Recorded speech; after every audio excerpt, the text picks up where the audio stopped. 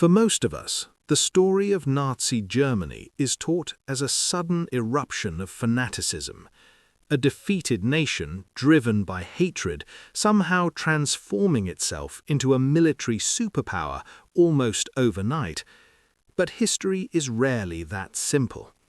When Adolf Hitler came to power in 1933, Germany was not an industrial giant, it was an economic wreck. The Treaty of Versailles had imposed crushing reparations. Hyperinflation in the 1920s had erased savings entirely. Unemployment hovered near 30%. The German currency was unstable, and the state lacked access to oil, foreign capital, and international credit. In purely material terms, Germany did not possess the resources required to rebuild a modern military. Armies are not created by ideology alone. They require steel, fuel, logistics, technology, and above all, financing. To understand where those resources came from, we have to look beyond Germany itself. We have to look to international finance. In the 1920s, American banks were among the most powerful financial institutions in the world.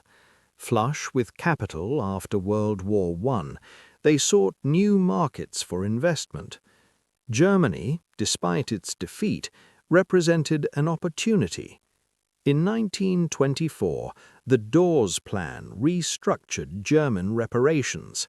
Led by American financial interests, including J.P. Morgan, Dillon Read, and Chase National Bank, the plan allowed Germany to stabilize its economy by issuing bonds purchased largely by American investors. In between 1924 and 1931, more than $475 million flowed from the United States into Germany. In today's terms, that is several billion dollars. These were not gifts. They were loans, issued at interest, with oversight mechanisms that effectively placed parts of the German economy under foreign financial supervision. American bankers sat on advisory committees. They monitored budgets, debt payments, and currency stabilization. By the time Hitler assumed power, this financial structure already existed, and it did not disappear when the Nazis took control. One of the most critical vulnerabilities of Nazi Germany was energy. Germany had virtually no domestic oil reserves. Without fuel, mechanized warfare was impossible. The solution came through industrial collaboration. Standard Oil, controlled by the Rockefeller interests, entered into agreements with IG Farben, Germany's largest chemical conglomerate. These agreements involved technology sharing, patents, and joint ventures. Most significantly, they included access to synthetic fuel technology, the hydrogenation process that converted coal into usable fuel. Without synthetic fuel, Germany's air force and armored divisions would have been immobilized within months. This technology was not theoretical. It was deployed, expanded, and scaled throughout the 1930s. The partnership continued even after Germany invaded Poland in 1939. Modern mass systems require organization, and organization requires data. IBM, through its German subsidiary Dehomag, supplied punch-card tabulation machines to the Nazi state. These machines were customized to track populations, labor assignments, transportation schedules, and administrative records. They were used across the German bureaucracy, including concentration camps. The machines required maintenance, punch cards, and technical servicing. That servicing continued throughout the war years. Royalties were paid, records were processed. The technology did not decide policy, but it enabled efficiency on a scale previously impossible. American industrial firms also played a direct role in production. Ford Motor Company operated factories in Germany that produced trucks and engines used by the Wehrmacht. These facilities expanded output after the outbreak of war and relied, in later years, on forced labor. General Motors, through its German subsidiary Opel, became one of the largest manufacturers of military vehicles in Nazi Germany. By 1939, Opel produced a significant share of Germany's transport fleet. Mechanized warfare depends on logistics. Without trucks, supply lines collapse. These factories continued operating even after the United States entered the war under legal structures that allowed parent companies to claim limited responsibility for foreign subsidiaries. Financial services did not cease during the war. In Nazi-occupied France, the Paris branch of Chase National Bank froze Jewish accounts and facilitated asset seizures ordered by occupation authorities. Internal documents later revealed that executives in New York received reports and approved continued operations. The branch remained open until 1944.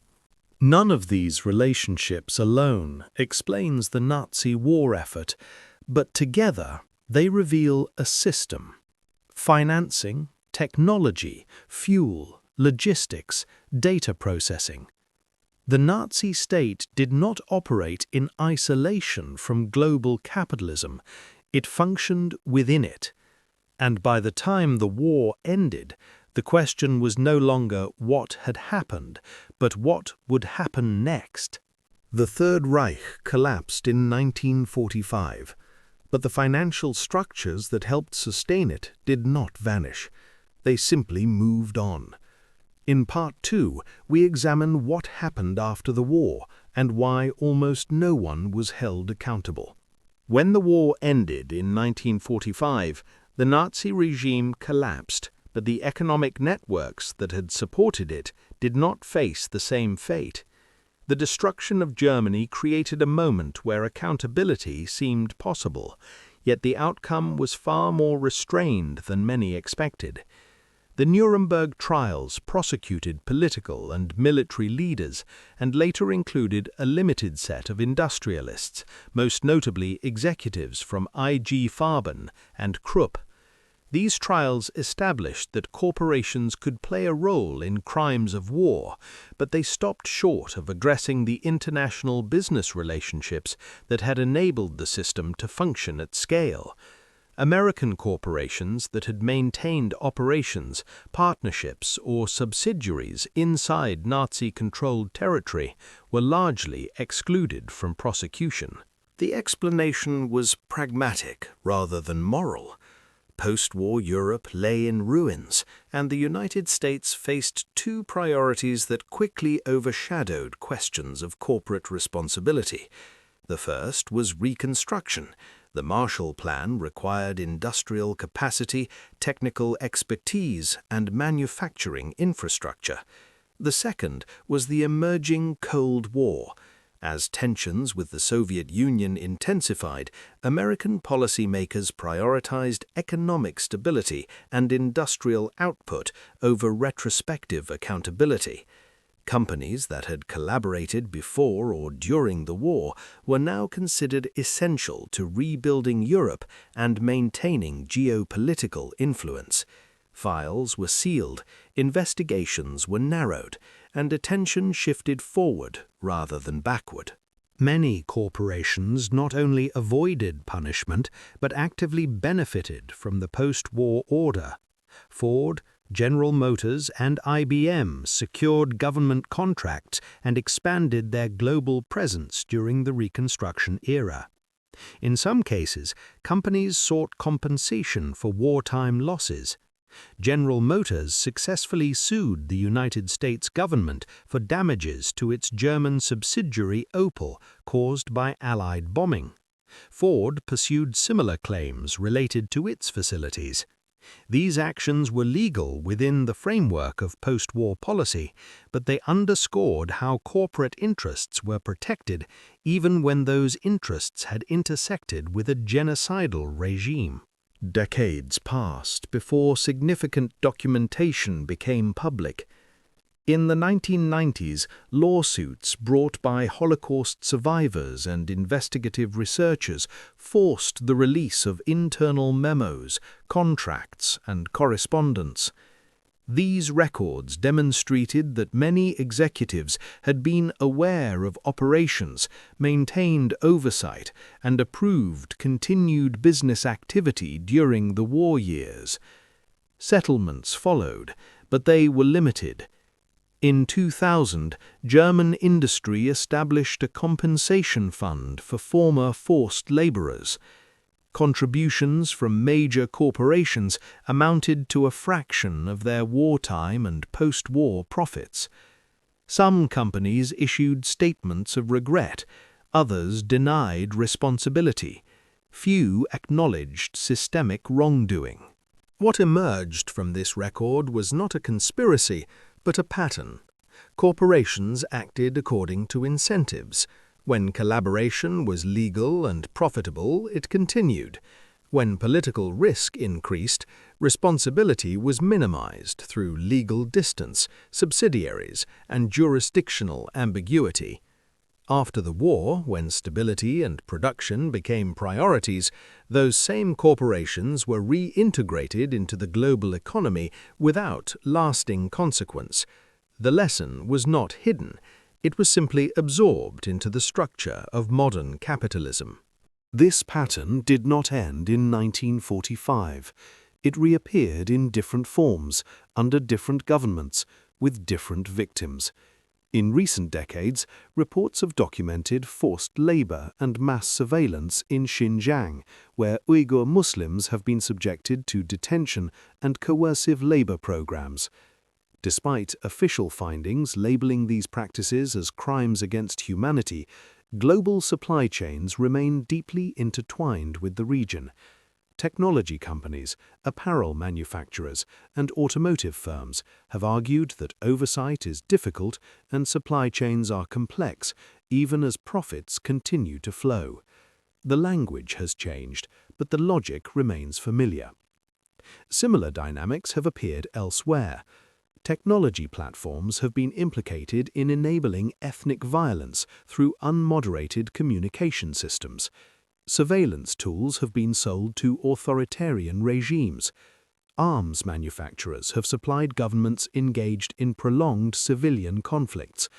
Energy companies have operated in regions where human rights violations are well documented.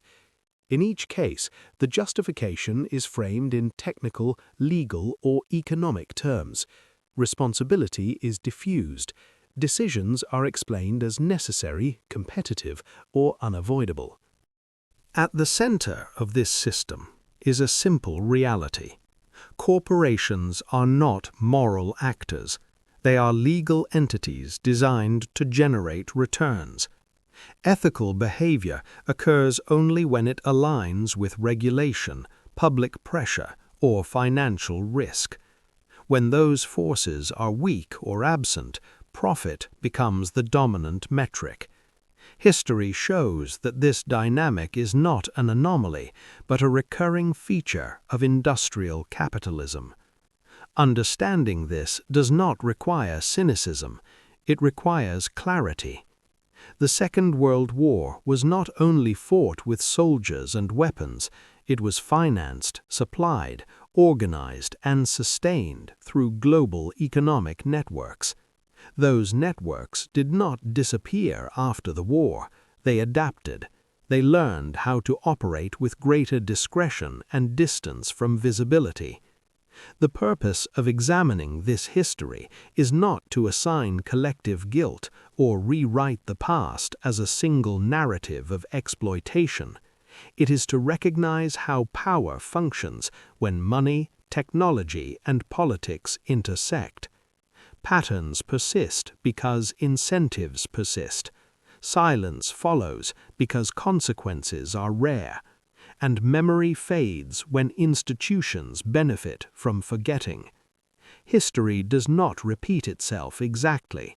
It evolves.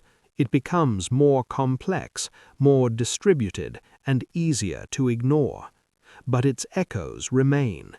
They shape the present quietly, through contracts, supply chains, and decisions made far from public view. Recognizing those echoes is not an act of outrage, it is an act of awareness.